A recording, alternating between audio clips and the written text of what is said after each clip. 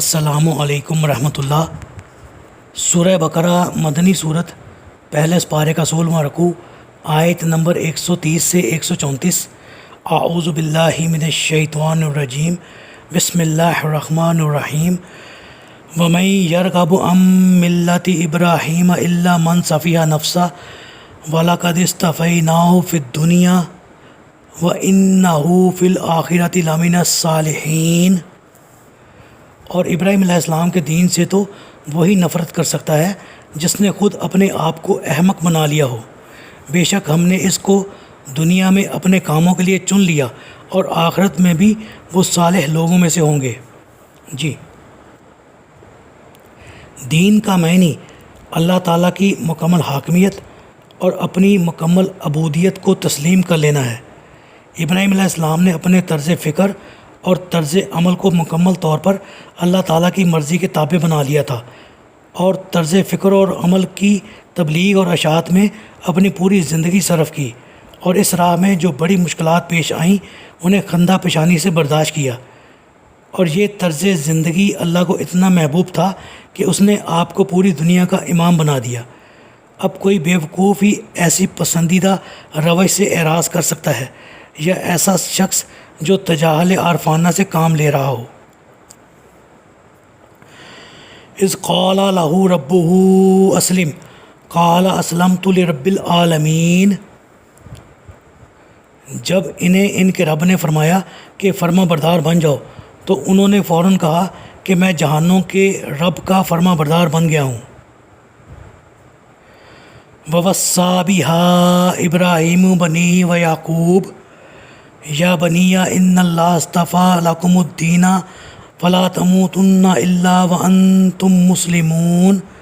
اور ابراہیم علیہ السلام نے بھی اپنے بیٹوں کو اسی بات کی وصیت کی تھی، اور یعقوب علیہ السلام نے بھی انہوں نے اپنے بیٹوں سے کہا، اے میرے بیٹو، اللہ نے تمہارے لیے یہی دین پسند کیا ہے، لہٰذا تم مرتے دم تک مسلمان ہی رہنا۔ جی، یہاں اللہ رب العزت نے بطور خاص ابراہیم علیہ السلام کے پوتے یعقوب علیہ السلام کا ذکر فرمایا، اس لیے کہ ماں سوائے نبی آخر زماں کے باقی سب انبیاء انہی کی اولاد سے تھے، اور بنی اسرائیل بھی انہی کی اولاد تھے۔ انہیں وصیت تو اللہ کا فرما بردار بن کر رہنے کی گئی تھی، مگر بعد میں بنی اسرائیل نے جو گل کھلائے ان کا تفصیلی ذکر پہلے گزر چکا ہے۔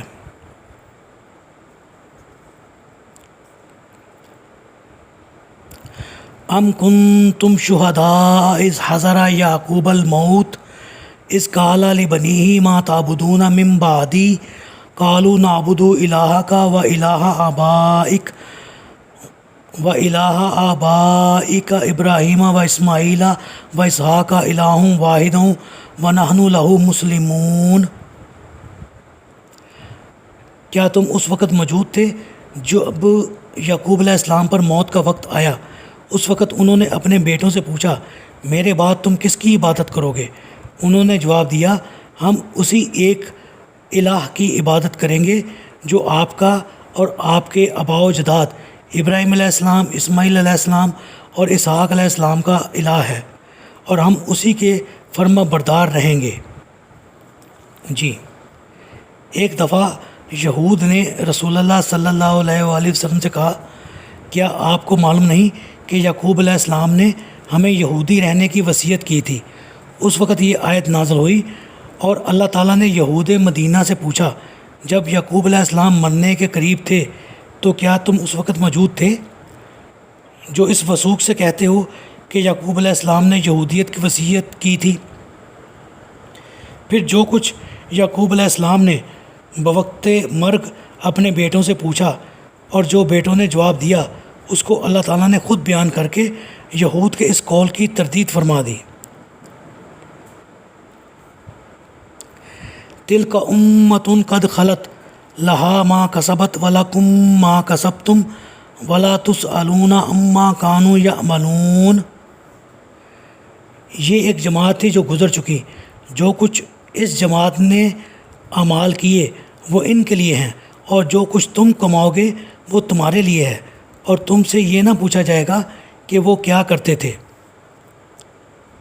جی، یعنی انبیاء کی اور ان کے متبعین کی جماعت، اگرچہ اے یہود تم ان کی اولاد ہو مگر ان کے اعمال تمہارے کچھ کام نہ آ سکتے ہیں، تمہارے لیے تو وہی کچھ ہوگا جو تم خود کر رہے ہو، تم سے یہ نہ پوچھا جائے گا کہ تمہارے آباء و اجداد کیا کرتے تھے، بلکہ یہ پوچھا جائے گا کہ تم خود کیا کرتے رہے۔